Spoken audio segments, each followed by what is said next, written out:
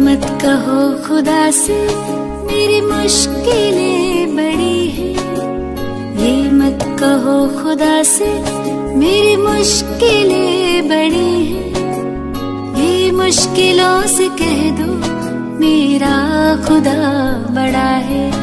आती है आंधियाँ तो कर उनका खैर मकदम, आती है आंधियाँ तो कर उनका खैर मकदम, तूफान से ही तो लड़ने खुदा ने तुझे गढ़ा है। ये मत कहो खुदा से मेरी मुश्किलें बड़ी हैं, ये मुश्किलों से कह दो मेरा खुदा बड़ा है, मेरा खुदा बड़ा है, मेरा खुदा बड़ा है।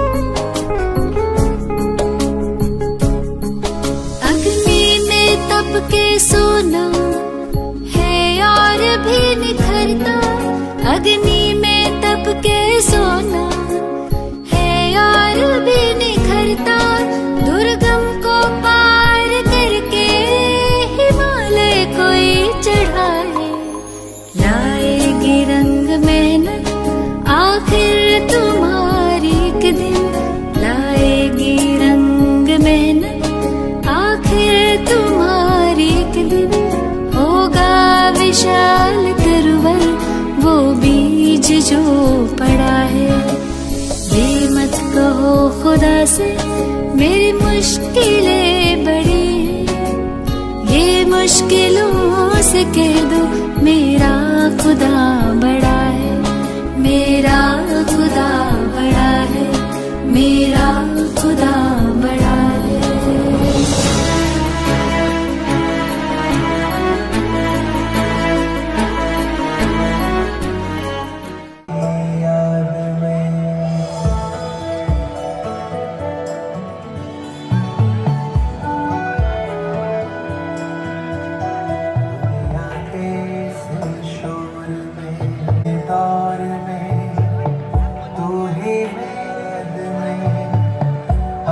सदा महफूज हुए ईश्वर तेरी याद में, मौला तेरी याद में, या रब तेरी याद में, दाता तेरी याद में।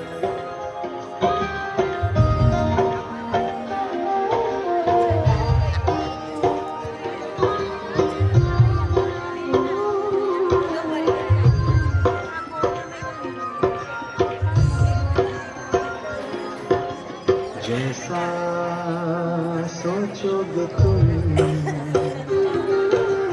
वैसा बने, जैसा कर्म होगे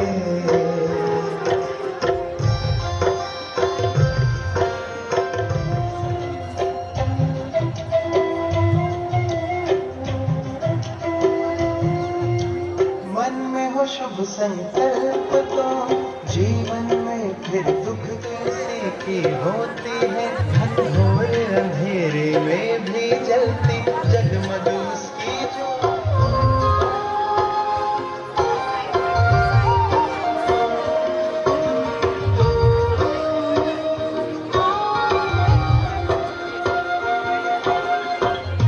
है तो है जीवन, जीवन है तो है भगवान, भगवान के समय वैसा बन जाओगे,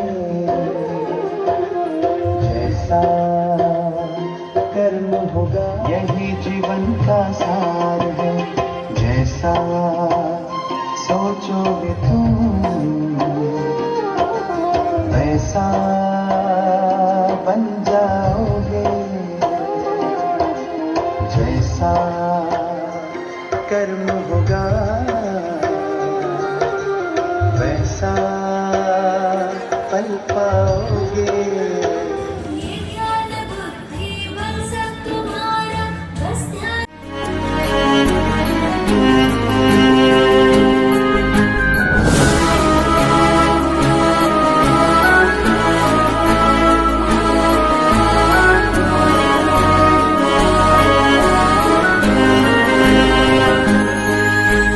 वो सर्वशक्ति પુનઃ સ્વાગત છે, સ્વાગત છે, સ્વાગત છે. ભુણાવ ગામે આપ પધાર્યા અને અમારું પરમ સૌભાગ્ય. સ્વાગત છે, સ્વાગત છે, સ્વાગત છે.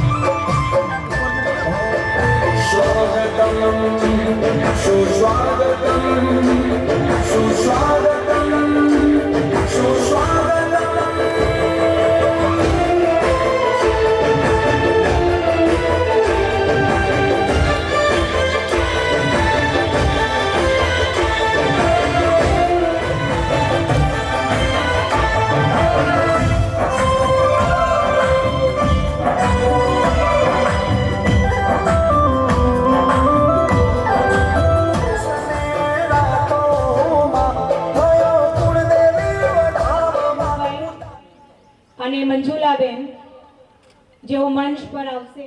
દાતા, વરદાતા, વિધાતા એવા દિવ્ય શક્તિઓના સ્ત્રોત. તો સૌ મનને સ્થિર કરી અહીંયા એક દિવ્ય ગીત વાગશે, જેના સૂર સાંભળતા સાંભળતા મનના તારને એ પરમાત્માની સાથે જોડી અને આજે આપણે પ્રભુ પિતા પરમાત્માને આજના આ સુંદર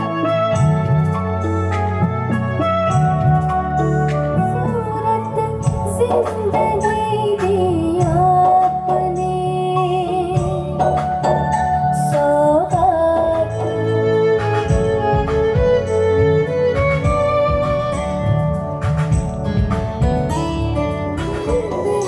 फहरा रहा रोशनी का एक दरिया, आँखों में हाथ है आपका जब साथ है, एक खूबसूरत जिंदगी।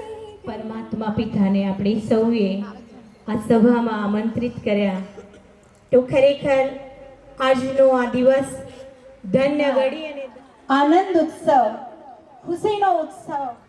ચિમન દાદા અને સીતાબા આ ચાર એવી પુણ્ય આત્માઓ આયોજન ભુણાવ ગામે થયું કે જેમનો એક આશય હતો કે લૌકિક અને અલૌકિક જે પણ સ્નેહીજનો છે એમનો એક બ્રહ્મા ભોજન કરાવીએ અને સૌને આ ઈશ્વરીય જ્ઞાનનો લાભ મળે.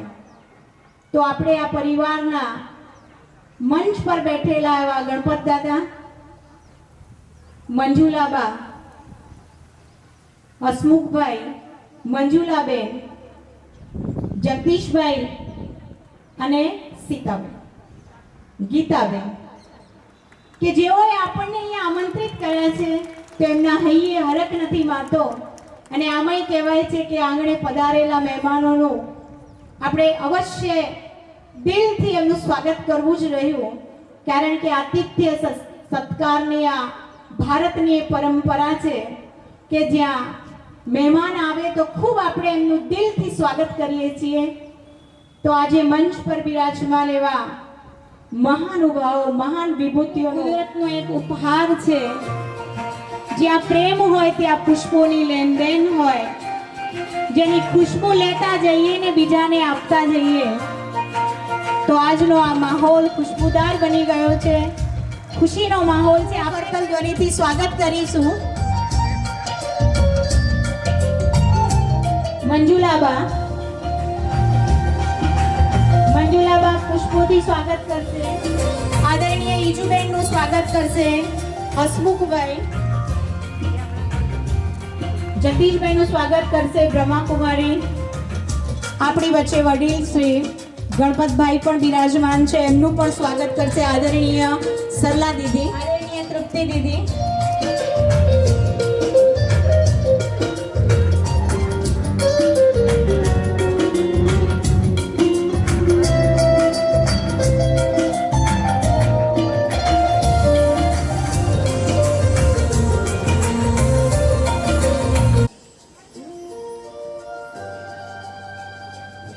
જે મહેમાનો આવ્યા છે એમનું પણ સ્વાગત થઈ રહ્યું છે. જે સ્વાગતની આ શૃંખલામાં પાઠશાળાઓનું સુચારુરૂપથી સંચાલન કરી રહ્યા છો, જેમનો પરિચય આપતા હું જરૂર બે પંક્તિ કહીશ. लगती सामान्य पर खास है आप, लगती सामान्य पर खास है आप, जीता जागता उल्लास है आप, जीता जागता उल्लास है आप. कोई अंधेरा रोक ना सके जिसे, कोई अंधेरा रोक ना सके जिसे, वही ज्ञान सूर्य परमात्मा का पवित्र प्रकाश को आप. तो एवा आदरणीय दीदी પોતાના શબ્દથી સૌનું, અતિથિઓનું, મહેમાનોનું સ્વાગત કરે. દિવ્ય બુદ્ધિ વિધાતા એવા આપણા સર્વના, દરેક આત્માઓના પ્યારા પિતા પરમાત્મા, દરેક આત્માઓના પ્રેરણા સ્ત્રોત એવા પ્રભુ પિતાનું આજે આપણે દિલથી સ્વાગત કરીએ. સ્વાગત, સ્વાગત, સ્વાગત. સાથે સાથે આજે ભુણાવ ગામની અંદર આપણને ઘણી ખુશી થાય કે આવા મહાન આદરણીય બેન મહેસાણાથી પધાર્યા છે. એટલે મહાન ત્યાગી, તપસ્વી અને અથક સેવાધારી બેન નાનામાં નાના પ્રોગ્રામની અંદર મહત્વ આપે છે.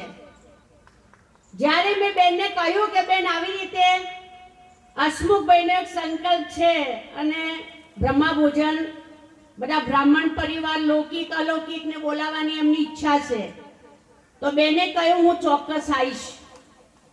અને આ બેન સાધારણ બેન નથી. આ બેનની અંદર, એ સંકલ્પની અંદર એટલી સિદ્ધિ પ્રાપ્ત કરેલી છે. આજ સુધીના ઘણા નાના એવા મોટા પ્રોગ્રામની અંદર બેને ગજબની સફળતા પ્રાપ્ત કરી છે. એટલે દેશ વિદેશની અંદર આજે જ્યારે અમારે પ્રોગ્રામમાં બોલાવવા હોય તો મહિના પહેલા એમની ડાયરીમાં નામ નોંધાવવું પડે કે બેન તમે હાજર છો ને. એટલે એવા ત્યાગી, તપસ્વી અને બાબાના નયનોના નોટ એવા આજે આપણા અલૌકિક સ્નેહ મિલનમાં પધાર્યા છે. તો દિલથી હું બેનનું ખૂબ દિલથી સ્વાગત કરું છું. સ્વાગત છે, સ્વાગત છે, સ્વાગત છે. સાથે સાથે બાજુમાં બેઠેલા ભાવનગરથી પધારેલા તૃપ્તિબેન, એ રાત્રે જ પહોંચ્યા છે આટલા દૂરથી. એ પણ એટલા અથક સેવાધારી છે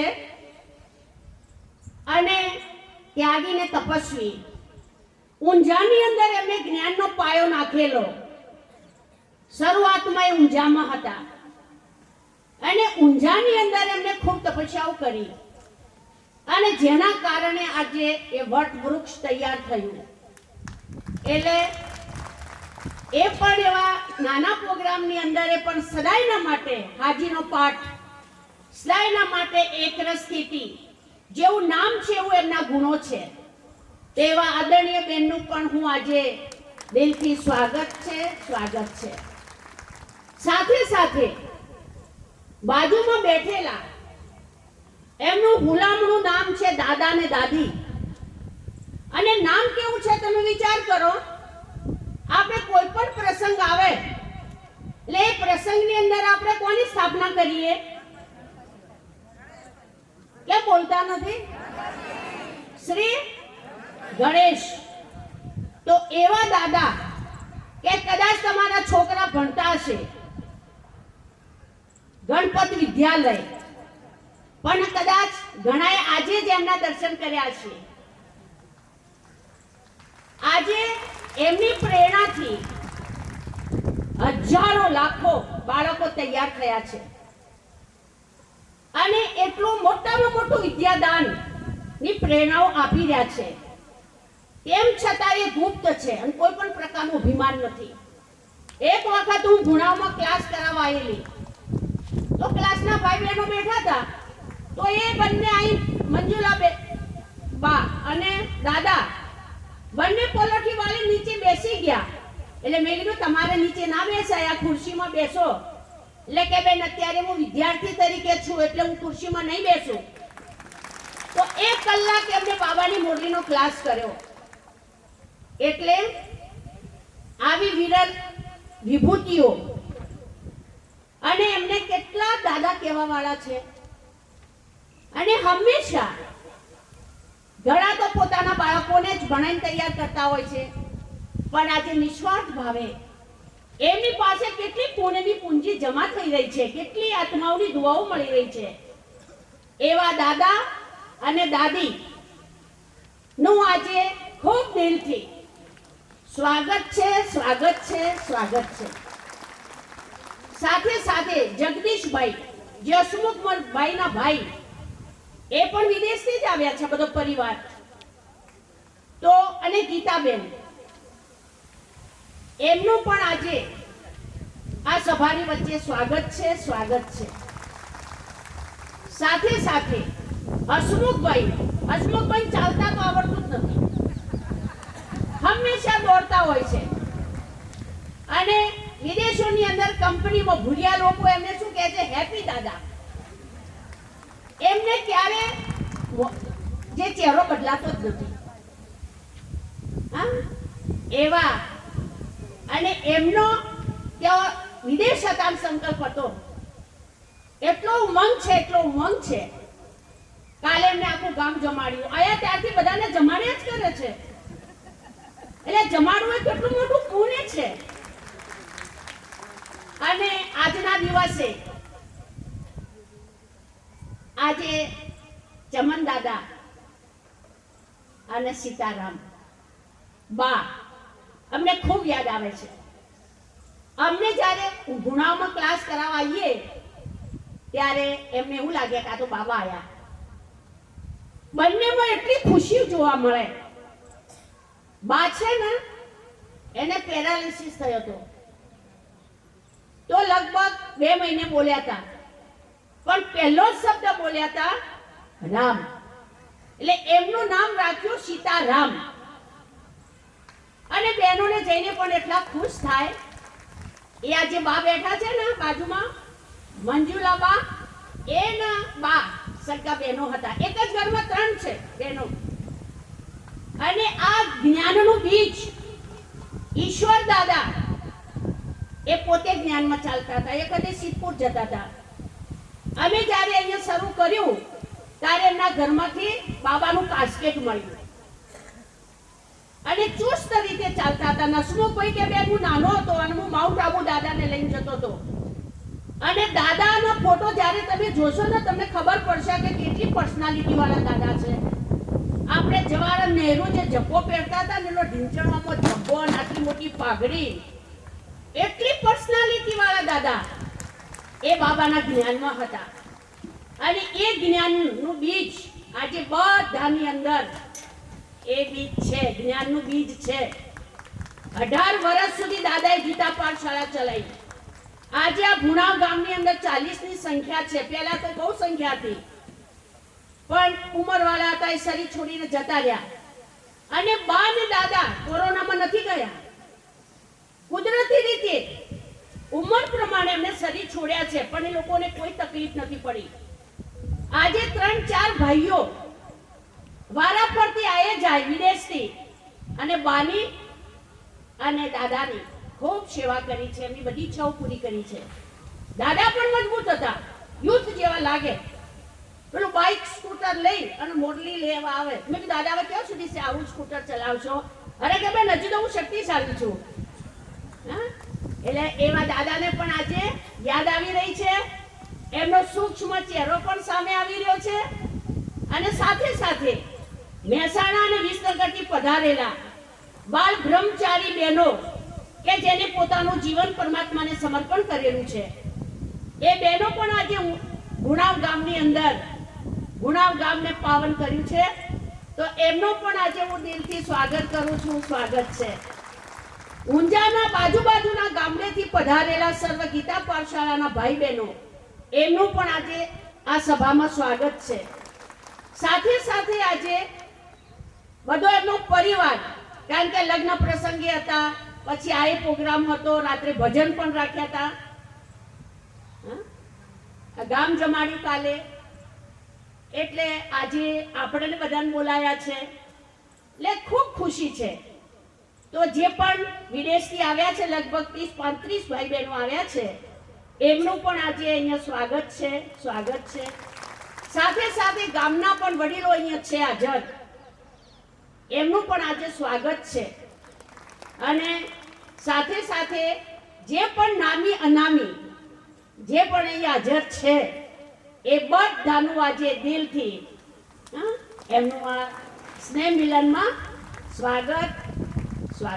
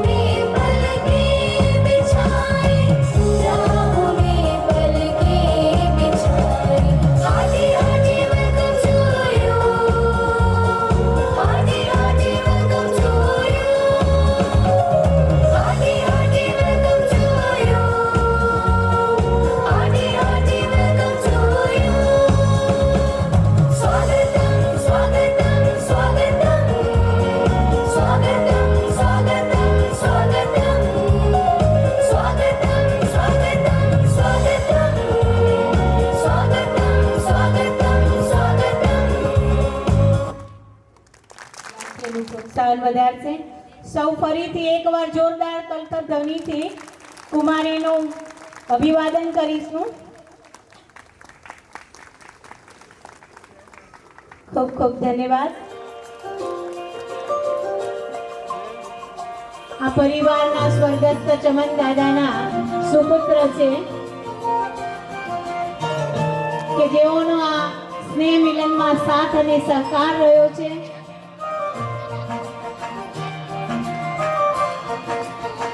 હા, તો દાદાની પુત્રી મધુબેન અને રમેશભાઈ પણ અહીંયા આવશે. એમનું પણ ખૂબ ખૂબ સ્વાગત છે.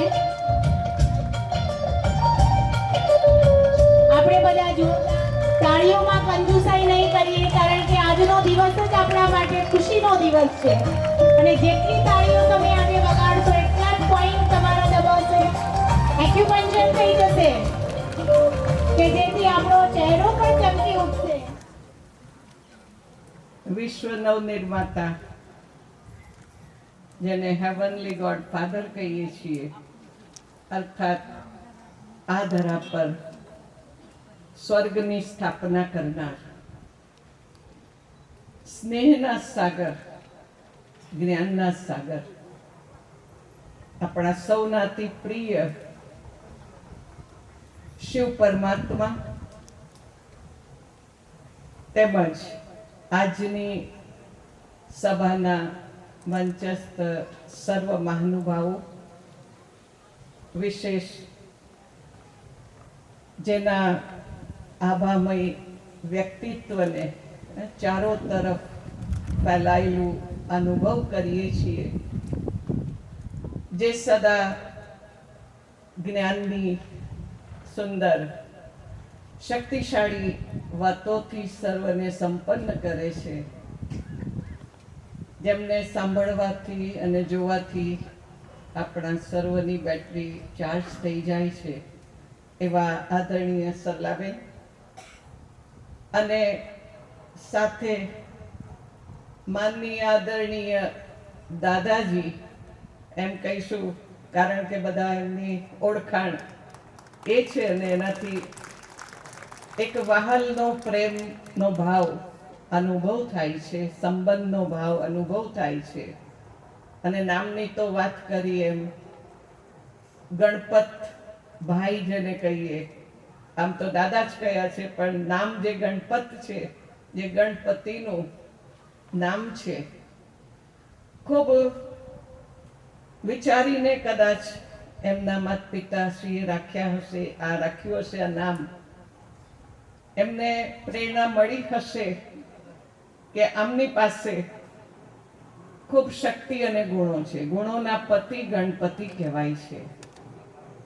અને પોતે તો નિર્વિઘ્ન રહે, પરંતુ અનેકોને નિર્વિઘ્ન રાખવાની ભાવના પણ સદા ફેલાવતા રહે છે. અને ભૌતિક જ્ઞાનની સાથે સાથે સાંભળ્યું છે કે આપણી વેલ્યુ બેઝ એજ્યુકેશનના પણ કાર્યક્રમો એમની યુનિવર્સિટીમાં રાખે છે. તો આવા વિશિષ્ટ આપણા સૌના દાદા કહીશું, જે આજે આપણી વચ્ચે ઉપસ્થિત છે, ખૂબ ખુશીની વાત છે. અને એમને પણ આપણે વધાવીશું ખૂબ ખૂબ પ્રેમથી, ખૂબ ખૂબ જોરદાર તાળીઓથી સન્માનિત કરીશું. અને બાકી તો હસમુખભાઈ કે જેમને વર્ષો પહેલા ઊંઝામાં બાબાનું જ્ઞાન પ્રાપ્ત કરી અને વિદેશ તરફ પ્રયાણ કર્યું, ઘણા વર્ષો બાદ મુલાકાત થઈ છે. પણ ન ફક્ત પોતે એકલા છે, આટલો મોટો પરિવાર એ પણ એમની સાથે છે. અને એ પણ એક સુંદર પરિવારમાં એક થઈને, સંગઠિત રૂપે થઈને વર્ષોથી જે બધા ચાલી રહ્યા છે, જ્યાં પ્રસંગ હોય ત્યાં બધા જ ભેગા થાય છે. એ કારણે આજે અહીંયા પણ એ પરિવાર ભેગો થયો. કદાચ એ પરિવારને ત્યાંથી આવવાનું હશે ત્યારે તો વિચાર્યું નહીં હોય, ધાર્યું નહીં હોય કે લૌકિક પરિવારના પ્રસંગોની સાથે સાથે આવો પડે અલૌકિક પરિવાર અને લૌકિકનો સંગમ.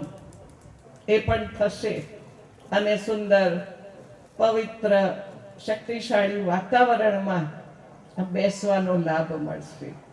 તો એવો એમના વિદેશથી આવેલો આખો પરિવાર અને બીજા અન્ય ભાઈઓ અને સાથે સાથે એમના પણ પરિવાર છે.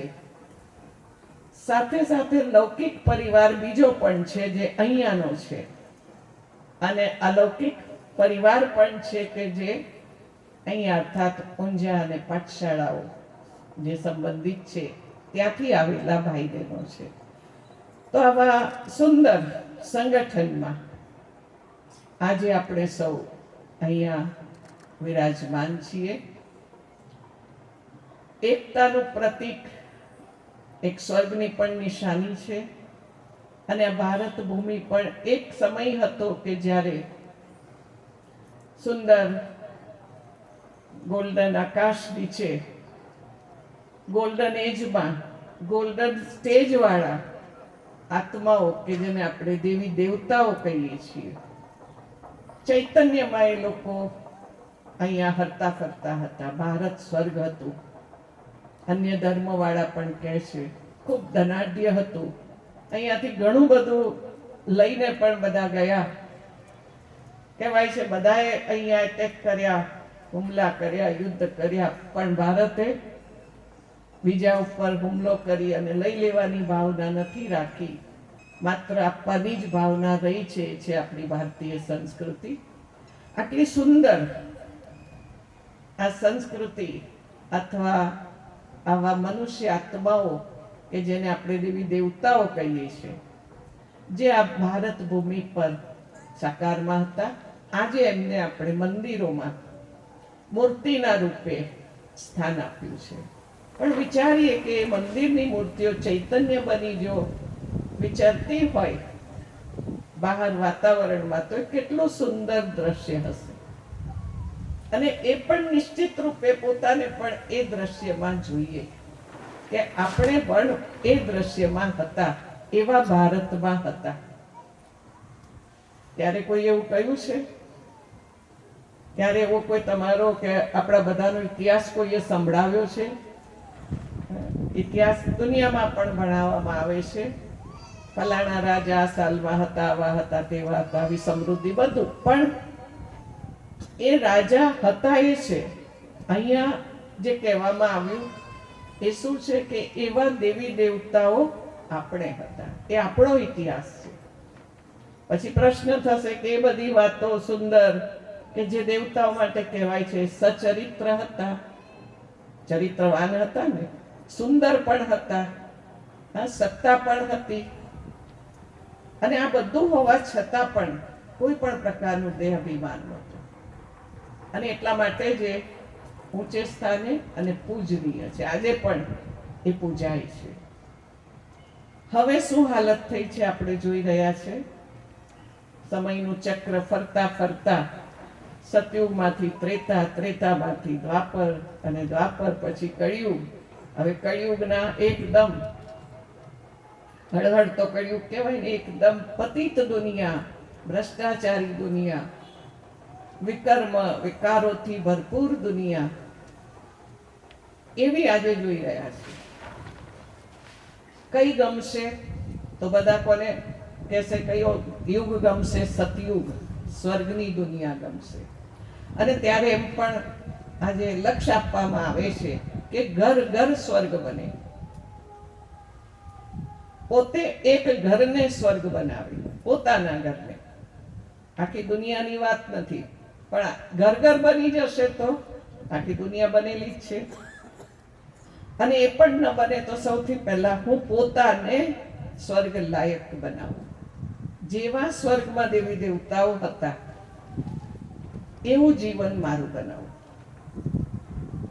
પણ એ ઈચ્છા થાય, એનું માર્ગદર્શન ક્યાંથી મળશે? કોણ આપશે?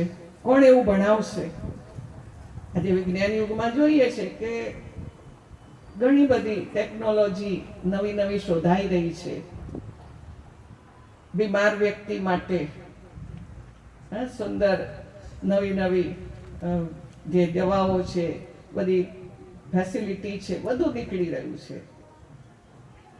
કોઈ નવા મકાન ભવનના નિર્માણ માટે પણ એન્જિનિયરિંગ કોલેજ છે, મેડિકલ કોલેજ છે, અને આપણા રાજ્યને, દેશને, કંપની અથવા કોઈ પણ વ્યક્તિગત ફેક્ટરીને ચલાવી હોય તો એના માટે પણ વ્યવસ્થિત કરવા, ચલાવવા, મેનેજમેન્ટનું જ્ઞાન પણ આપવામાં આવે છે. આ માટે ઘણા બધા સ્થાનો છે જેમાં બધા ભણીને પોતાની ડિગ્રી પ્રાપ્ત કરે છે અને એ વ્યવસાયમાં, એ ક્ષેત્રમાં એ આગળ વધતા જાય છે. એ પણ જરૂરી છે, પણ બીજું એનાથી પણ વધુ જરૂરી આપણા જીવનમાં જો હોય તો એ મનની શાંતિ, મનની એકાગ્રતા, એ પણ એટલી જ જરૂરી છે. પણ શું એના માટે કોઈ સ્થાન છે ખરું? પોતાના મનને, જે કહેવાય છે માકડા જેવું છે ને, ખૂબ ભાગે છે ને, શું શું વિચારે છે ને ક્યાં ક્યાં પહોંચે છે, પણ એ મનને શાંત કરી એકાગ્ર કરવા માટેનું કોઈ શિક્ષણ આપનાર સ્થાન છે ખરું? હા, ભક્તિમાં પણ છે ઘણા સત્સંગ વગેરે, પણ હું એમ કહીશ કે આ પ્રજાપિતા બ્રહ્માકુમારી ઈશ્વરીય વિશ્વવિદ્યાલય એ એવું સ્થાન છે કે જ્યાં લક્ષ્ય આપીને ભણાવવામાં આવે છે. કયું લક્ષ્ય આપવામાં આવે છે? માનવમાંથી દેવ બની શકીએ ખરા? પહેલા તો કહેવાય આપણું કામ નહીં, આપણે કોઈ દેવતા થોડા બનવાના. પણ તમે જાણો છો કે કોઈ પણ ઘરમાં કોઈ ગુણવાન સંસ્કારી વ્યક્તિ હોય તો એને માટે શું કહેવાય છે? આ તો દેવી છે, એમ કહેવાય છે ને, આ તો દેવ છે. કયા આધારે? એના ગુણ, સંસ્કાર, એના આધારે કહીએ છીએ. તો દેવી દેવતાઓમાં પણ શું હતું? ગાયન પણ આપણે શું કરીએ છીએ? નર એવી કરણી કરે સો નારાયણ બને, નારી એવી કરણી કરે સો લક્ષ્મી બને. કઈ રીતે બનાય? આપણા શ્રેષ્ઠ કર્મો દ્વારા. અને શ્રેષ્ઠ કર્મોનું જ્ઞાન, અને ન ફક્ત જ્ઞાન પરંતુ એ શ્રેષ્ઠ કર્મ કરવાની શક્તિ, એ આપણને અહીંયાના આધ્યાત્મિક જ્ઞાન અને રાજયોગ મેડિટેશનના શિક્ષણ દ્વારા પ્રાપ્ત કરાવવામાં આવે છે. ઘણી વખત સમજતો હોય આ કરવું જોઈએ, આ ન કરવું જોઈએ, પણ કરી નથી શકતા. એવી મેજોરિટીની ફરિયાદ હોય છે. અમે અહીંયા આવીએ છીએ, સારું સાંભળીએ છીએ, સંકલ્પે લઈએ છીએ કે આજથી આ કરીશું, પણ અહીંથી બહાર ગયા, અહીંથી ઘરે પહોંચ્યા, ત્યાં પછી એ બધું ડાયલ્યુટ થઈ જશે. એ સંકલ્પ આપણો હલકો થઈ જશે ને ધીરે ધીરે ભૂલી પણ જઈશું. તો આંતરિક શક્તિને વધારવી જરૂરી છે. આંતરિક શક્તિને આપણે વધુ ને વધુ કઈ રીતે વધે અને વધારવાની દ્રઢતા રાખવી જરૂરી છે. ઘર ઘરમાં શું બને છે જેથી આપણે કહીએ ને સ્વર્ગ નથી, પણ આજના ઘર જેમ કે નર્ક બની ગયા. આજનું જીવન કેવું બની ગયું? સાધારણ થઈ ગયું. માનવ જીવનની કોઈ કિંમત નથી. માનવ જીવન માટે કહેવાય છે ક્યારે કે ચિંતાનો આગ છે તો ક્યારે કે ખુશીઓનો બગીચો છે, પણ બધો છે હિસાબ કર્મોનો, એમ કહેવાય છે. આ જીવન એ કોઈ સીડી પ્લેયર નથી, પણ જીવન કેવું છે? આ રેડિયો સમાન. સીડી પ્લેયરમાં પહેલા એ વપરાતું, ત્યારે આપણે જે ગીત સાંભળવા માંગીએ, જે મેટર સાંભળવા માંગીએ એ આપણે સાંભળી શકતા અને મનોરંજન લેતા. રેડિયોમાં શું હોય છે? એનાથી પહેલાની વાત, જેમાં જે એમાં સંભળાવવામાં આવે એ જ સાંભળવું પડતું, અને એ જ વાતોથી મનોરંજન લેતા અને લેતા. ઘણા એવા કાર્યક્રમોને કોઈ છોડતા નહોતા, કારણ કે એ વખતે એ જ વસ્તુ હતી. માનવ જીવનમાં પણ એવું થયું. આપણે ઈચ્છીએ છીએ એવું કંઈ થતું નથી, અને એટલા માટે આપણે દુઃખી થઈ ગયા. આપણે સુખમાંથી દુઃખનો અનુભવ કરતા થઈ જઈએ. કેમ? આપણે ઈચ્છીએ છીએ નથી મળ્યું. આજે વ્યક્તિ એટલી કમજોર થઈ ગઈ છે કે પોતે ધારે પણ ન કરી શકે, અને એવી આંતરિક કમજોરી એ વ્યક્તિને દુઃખી કરે છે. એના વિચારોને બદલી નથી શકતી, અને તે વખતે સમજાવવામાં આવે કે ભાઈ તમારી પાસે જે છે, જેમ જાગૃત મનમાં છે એના કરતા અંદર હજુ ઊંડે ઊંડે, એમ કહેવાય ને, અર્ધ જાગૃત ચેતન મનમાં ઘણો બધો ખજાનો છે. એ ખજાનાને પહેલા આપણે વિચારીએ, કારણ કે આપણે એકબીજાના સહયોગી બનવું હોય, એ કમજોરીને પોતાની અને બીજાની ખતમ કરવી હોય, તો એ પહેલા પોતાને લાગુ પાડીએ કે પોતાની અંદર જે સારા પણ સંસ્કાર છે તો ખરાબ પણ છે. આત્માના ઓરિજિનલ સંસ્કાર જે મુખ્ય સાત કહેવાય છે, સ્વધર્મ, શાંતિ, પ્રેમ, જ્ઞાન, આનંદ, શક્તિ, પવિત્રતા, સુખ, જે બધાને ગમે છે અને જોઈએ છે.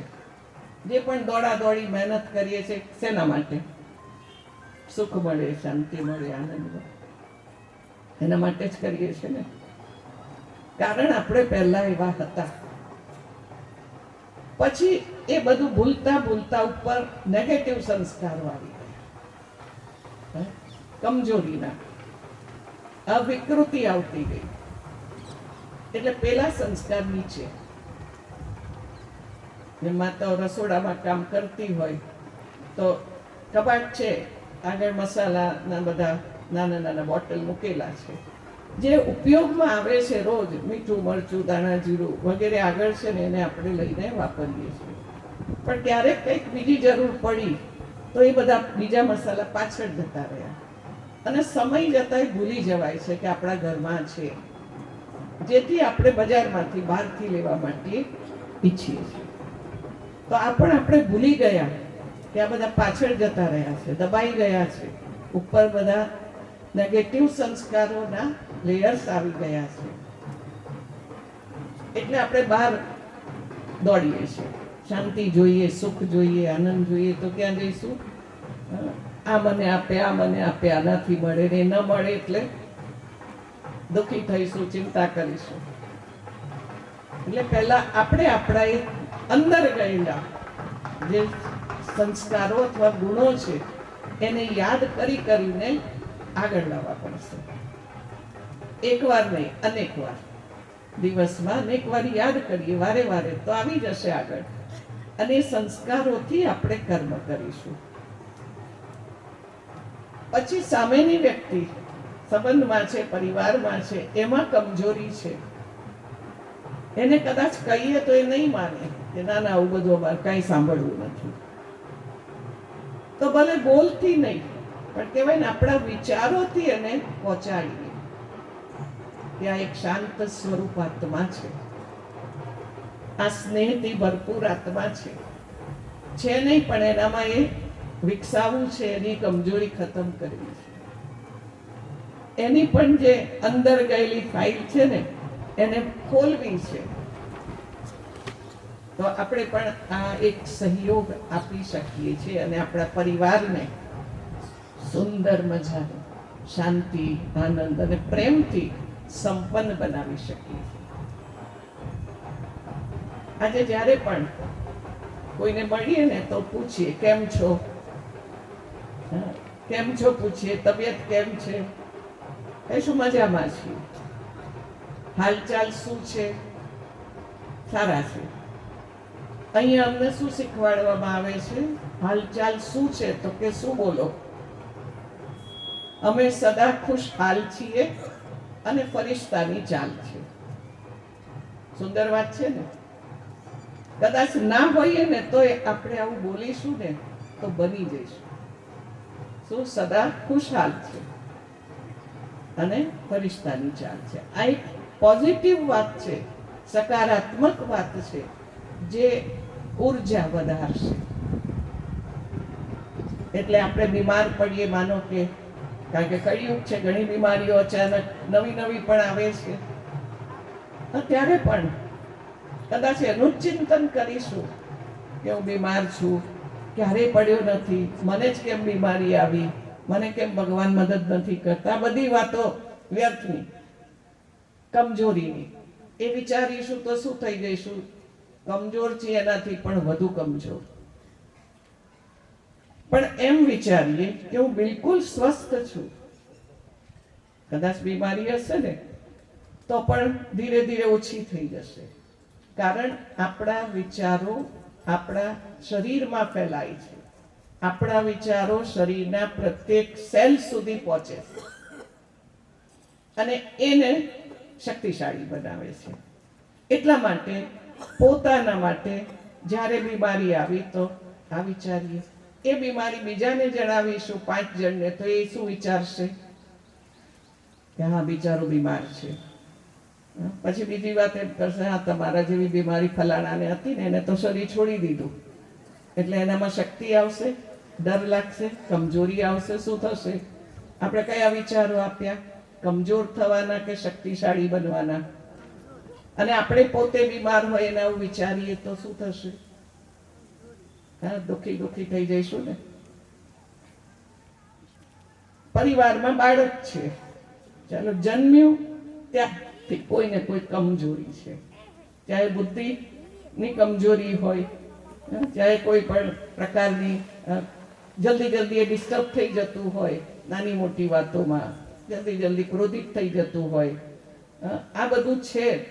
તો એનું ચિંતન કરીશું અને એ જ વાતો આપણે બીજાને પડોશ સંબંધમાં સંભળાવીશું તો એનાથી એને ફાયદો નહીં થાય. પણ સારું વિચારીશું કે નહીં, આ બાળક ખૂબ પરફેક્ટ છે, સુંદર છે, સ્વસ્થ છે, સદા ખુશ રહે છે. તો તમારી આ વિચારોની શક્તિ છે એ એને મળશે. દરેકના પરિવારમાં આવું તો કંઈક હોતું જ હોય છે અને એ વખતે આપણા વ્યર્થ વિચારો ચાલતા હોય તો એ તમારા પ્રોબ્લેમને સોલ્વ નહીં કરે, વધારશે. અને એટલું નક્કી રાખો કે ક્યારેય કોઈ પણ આ રીતનો પ્રોબ્લેમ હોય, પરિસ્થિતિ હોય, એ બીજાને નહીં સંભળાવો. નહીં તો એના વિચારો પાછા આપણા પરિવારમાં આવશે, એના સુધી પહોંચશે અને એને આગળ નહીં વધવા દે. એમ કહેવાય એની બેટરી કદાચ 50%ની હોય ને, એ ઓછી થઈ જશે, 40%ની, 30%ની એવી થઈ જશે. અને જો સારા વિચારો કરીશું ને તો એ કમજોર વ્યક્તિની બેટરી 50 થી 60, 70 એવી આગળ વધશે. તો શું કરવું જોઈએ? આ એક સમજ લઈને, કારણ કે સંકલ્પમાં એટલી શક્તિ છે. આપણે સાંભળીએ છીએ કે બ્રહ્માને એક સંકલ્પથી આખી સૃષ્ટિ બની. સાંભળીએ છીએ ને, એક સંકલ્પથી. તો આપણે આપણા એક સંકલ્પથી આપણા પરિવારને સુંદર ન બનાવી શકીએ, સશક્ત ન બનાવી શકીએ, ખુશાલ ન બનાવી શકીએ, એક ન કરી શકીએ. ઘણીવાર એમ વિચારીશું કે મારા પુત્ર વધુ છે ને તો ક્યારેય મને સહયોગ નથી આપતા, મારે એને બનતું જ નથી. આવું લગભગ હોતું હોય છે. ભાગ્યશાળી હોય, જેમ કહેવાય સાસુ વહુને ખૂબ સારું બને, એ બહુ પુણ્યનું કામ કર્યું હોય ને તો એ મેળ આવી જાય. કે છે મારી સંભાળ નથી રાખતી, ધ્યાન નથી રાખતી, આ બધું નેગેટિવ બોલતા જઈએ, વિચારતા જઈએ તો એ વધુ એવું કરશે, વધુ ધ્યાન નહીં રાખે. જે બનતું નથી ને વધારે અણબન થતી જશે. શીખવાનું શું છે કે ભલે જે છે પણ હું હવે એના માટે આ એક પ્રયોગ કરું, આ એક વિધિ અપનાવું. કઈ?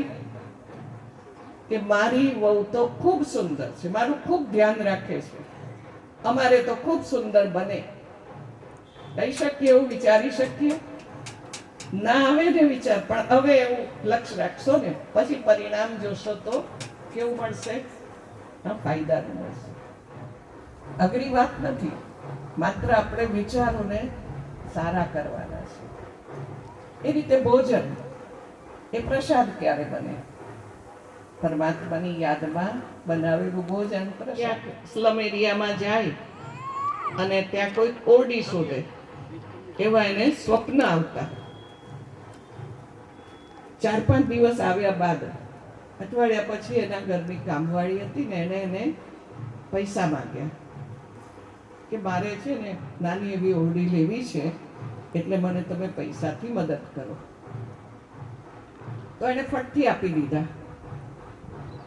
કે મને સ્વપ્ન યાદ આવ્યું કે એ જે રસોઈ બનાવતી હતી એમાં એના વિચારો, એની ઈચ્છા ત્યાં ઓરડી લેવી છે, એ વિચારો જે ખાતા હતા એના સ્વપ્નમાં આવ્યા અને એને ઓરડી લઈને ખૂબ ખુશ થઈ ગઈ. પેલા ભાઈએ કહ્યું ચાલો એ સ્વપ્નમાંથી છૂટ્યો. કહેવાનો ભાવ એ છે કે આપણા વિચારો કેટલી અસર કરે છે. આપણે જેવું વિચારીએ છીએ ને એવું નિર્માણ થાય છે, અથવા જે વિચારોથી જેણે જે બનાવ્યું કે આપ્યું ને એનાથી આપણને એવા અનુભવ થાય છે. તો આ છે આત્માના વિચારોની, મનની શક્તિ. અને જ્યારે મન અને બુદ્ધિ એક થાય છે ને, તો એ આપણને સારી કે ખોટી અનુભૂતિ કરાવે. તમે કોઈના ઘરે ગયા, તમને એને ગુલાબનું ફૂલ આપ્યું, સ્વાગત કર્યું, જેમ આજે અહીંયા સ્વાગત કર્યું. કદાચ કોઈને સારું મળ્યું હોય, ખોટું મળ્યું હોય, તો એવું એક કરમાયેલું ફૂલ હતું, જેથી એને અંદર અંદર સંકલ્પ ચાલ્યા કે મારું બસ આટલું જ માન. કરમાયેલા ફૂલથી સ્વાગત કર્યું. એ બીજો વિચાર આવ્યો કે આ માર્કેટમાં સૌથી સડેલું ફૂલ હશે ને એ લઈ આવીને મારું સ્વાગત કર્યું.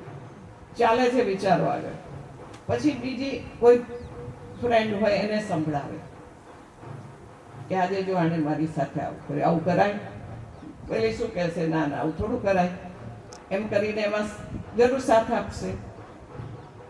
એટલે એ ફૂલને એને એવા ચિત્તમાં નાખી દીધું કે વારે વારે એને સંકલ્પ આવતા, જેથી એ ધીરે ધીરે કમજોરી અનુભવ, આત્મા કમજોર થતી જાય.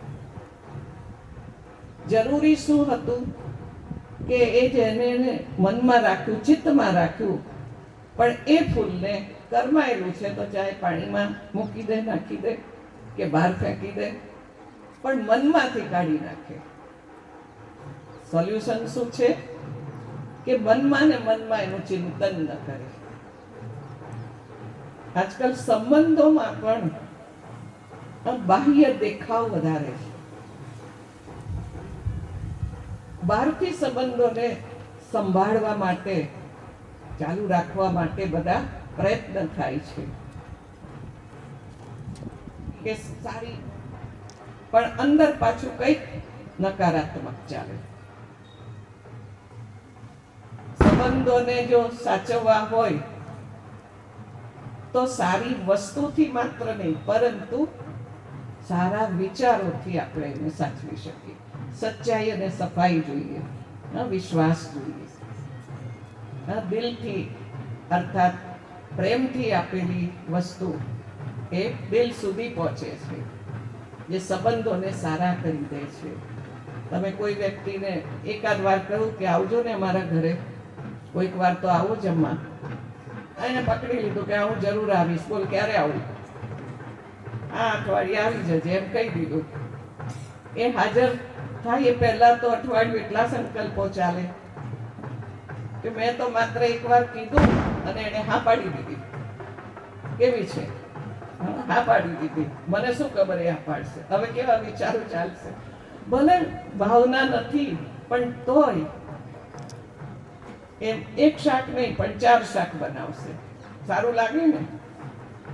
એક શાકની પણ 4 શાક બનાવશે, મીઠાઈ બનાવશે. તો બહાર મીઠું બોલવું અને અંદર કડવાશ રાખવી, એનાથી શું સંબંધો સચવાશે ખરા? એટલે જરૂરી એ છે કે આપણે પણ આપણા સંબંધ પરિવારમાં જો સાચવવા હોય, એક મત થઈને ચાલવું હોય તો શું કરવું પડશે? અંદર બહાર એક રહેવું પડશે. બહાર મીઠું બોલીએ ને અંદર કડવા વિચારો કરીએ એ નહીં ચાલે. એટલે કહેવાય છે જે સંગઠનમાં છે ને, જેમ સાવરણી બાંધેલી છે જેનાથી આપણે કચરો સાફ કરીએ છીએ, તો એની કિંમત છે, અર્થાત ઉપયોગ કરીએ છીએ કે કચરો સાફ થાય છે. પણ એક સાવરણી છૂટી પડી ગઈ તો શું કરશે? ઘરમાં કચરો કરી દેશે. કચરો કરશે ને, છૂટી થઈ ગઈ, બધા પીછડા આગા પાછા થઈ ગયા, ઉડી ગયા. એવી જ રીતે દ્રાક્ષનું ઝુમખું હોય ને તો એ 100 રૂપિયાનું હોય, પણ એટલી જ દ્રાક્ષ છૂટી પડી ગઈ હોય ને તો કહેશે 25 રૂપિયાનું. કિંમત ઓછી થઈ ગઈ. કેમ? છૂટું છે. આજના સમયની વાત શું છે તો કે બધા છૂટા છૂટા રહેવા માંગે છે, પોતાની રીતે ચાલવા માંગે છે, સ્વતંત્ર રહેવા માંગે છે. પહેલા સંયુક્ત પરિવારમાં રહેતા, છતાંય આજે આપણે જોયું કે વિદેશમાં રહે છે છતાં પણ બધા સંયુક્તમાં રહેતા હોય. એ રીતે આજે અહીંયા એક સાથે ભેગા થયા છે. એક ઉદાહરણ છે, એક સુંદર વાત છે. પણ આપણે પોતાના સંબંધોને સાચવવા માટે જે બાહ્ય દેખાવ કરીએ છીએ ને, એનાથી અંદર અને બહાર જ્યારે બીજું વિચારીએ તો આપણી શક્તિ બહુ વપરાય. જેને ડબલ પર્સનાલિટી કહેવાય, અંદર બહાર એક નથી, એટલે શક્તિ વધારે વપરાય. જેથી આપણો જે ઓરા છે ને, આભા મંડળ છે ને, એ ધીરે ધીરે ઓછું થઈ જાય. એટલે આપણે પોતાની શક્તિનું ધ્યાન રાખવાનું, સંભાળ કોની રાખવાની છે? આપણી આંતરિક શક્તિ ઓછી ના થવી જોઈએ, એનું ધ્યાન રાખીએ. જેમ સફેદ કપડાં પહેર્યા હોય તો ધ્યાન રાખીશું ને, બેસતા પહેલા અહીં બેસીશું તો દાગ પડશે, નથી બેસવું. રંગીન પહેર્યા હોય તો ધ્યાન નહીં રાખીએ, ગમે ત્યાં બેસી જઈશું. કેમ? એમાં કઈ દાગ દેખાવાનો નથી. બરાબર? એવી રીતે આપણે સંભાળ કઈ રાખીએ છીએ? બાહ્ય વસ્તુઓની. કપડાની રાખીએ, મોબાઈલ કેવો છે એની રાખીએ, આપણે બીજાને કેવી રીતે જે કોઈ પણ વસ્તુ સમજાવી શકીએ છીએ, પ્રેઝન્ટેશન કરી શકીએ છીએ, એ બધું ધ્યાન રાખીએ. કયું રાખવાનું છે? આપણા વિચાર કેવા છે, આપણી ભાવનાઓ કેવી છે, એ વધુ રિઝલ્ટ આપશે. અને જ્યારે પણ કોઈ કમજોર હોય તો કમજોર નહીં સમજીએ, એ પણ શક્તિશાળી છે એમ સમજીએ. જ્યારે આવું કંઈ ઘરમાં હોય ને તો કોની પાસે જઈશું? આપણાથી તો ઠીક થતું નથી તો કહેશે ચાલો ગુરુની પાસે. ગુરુ શું કહેશે? એક જ વાક્ય, અચ્છા હો જાયેગા. અને પછી એ શક્તિ પ્રવાહિત થાય ને એટલે થોડું સારું થઈ જાય, એટલે એનામાં ભાવના. પણ જો ગુરુ આશીર્વાદ આપી શકતા હોય તો આપણે ના આપી શકીએ એકબીજાને પરિવારમાં? તો આ સારી સારી વાતો વિચારવી અને પોતાના પરિવારને સારો બનાવીએ, પોતાને સારા બનાવીએ, એવી આજના આ સ્નેહ મિલનમાં, અલૌકિક સ્નેહ મિલનમાં આ કંઈક અલૌકિક વાતને લઈને જશો અને એનો જરૂર ઉપયોગ કરશો. તો આજે જે ઇન્ટરનેશનલ આપણું આ સભા છે કે ત્યાંથી વિદેશથી પણ આવેલા છે, એ પણ અહીંયાથી ભારતની આ સંસ્કૃતિને, આ વિધિને, આ સંકલ્પ શક્તિના મહત્વને સમજીને જરૂર પોતાને ત્યાં પણ એનો ઉપયોગ કરશો. એક જ વાત કહું કે 2 દિવસ પહેલા ત્યાં આગળ શિવાનીબેનનો પ્રોગ્રામ છે, એટલે અમે મેડિકલ કોલેજના ડીનને મળવા ગયા. જે મેડિકલ કોલેજના ડીન આબુમાં 4-5 વર્ષ પહેલા આવ્યા હતા અને ખાસ શિવાનીબેનને નિમંત્રણ આપવા જવું છે ને એમ આવવાના હતા એટલે ગયા હતા. પણ એમને યાદ હતું, અત્યાર સુધી તો આવવાનું નહોતું થયું, આવવાનું થયું એટલે એમ કે એ ખાસ ગયા હતા તો એમને આપણે સમાચાર આપ્યું. એમને ત્યાં ગયા હતા ને ત્યાંનો અનુભવ એ સંભળાવ્યો કે અમે એટલા ભૌતિક જગતમાં હતા, એટલી બધી વાતો ભૌતિક દુનિયાની ભણવાની, મેડિકલ કોલેજમાં એટલે એ બધી શરીરની વાતો ક્યારેય વિચારી નહોતા શકતા કે આપણા વિચારો જે વાઇબ્રેશનના રૂપે ફેલાય છે અને સામે પહોંચે છે. જ્યાં મન અને બુદ્ધિ એક થાય છે ને ત્યાં આપણા વિચારો ટ્રાવેલ કરે, જ્યાં જેના કરીએ ને ત્યાં પહોંચે. એટલે કે આ વાત મેં ત્યાં મહેસૂસ કરી, ત્યાં મેં જાણી, સ્વીકારી. નહીં તો ક્યારેય મને આ વિચાર નહોતો આવતો. હવે આટલી મોટી વ્યક્તિ હતી ને એટલે છતાંય એને પોતાની આ એક અનુભૂતિ અથવા જે સમજ્યા એ 4-5 વર્ષ બાદ પણ એને યાદ હતું અને એ વાત અમને પણ સંભળાવી. એટલે તમને એમ કહું છું કે આપણા વિચારોને પણ આપણે ખૂબ મહત્વ આપીએ, છોડી નહીં દઈએ. જે ચાલે ચાલવા દઈએ નહીં, પરંતુ સારા જ સકારાત્મક, સમર્થ એટલે શક્તિશાળી અને શુદ્ધ વિચારો, આ ક્વોલિટી 3 પ્રકારની ક્વોલિટીમાં આપણે રહીશું તો પોતાનું જીવન અને આપણા પરિવારનું, સંબંધીઓનું, બધાનું જીવન સુંદર બનશે. અને આ જરૂર અપનાવશો એવી શુભેચ્છા છે. ઓમ શાંતિ.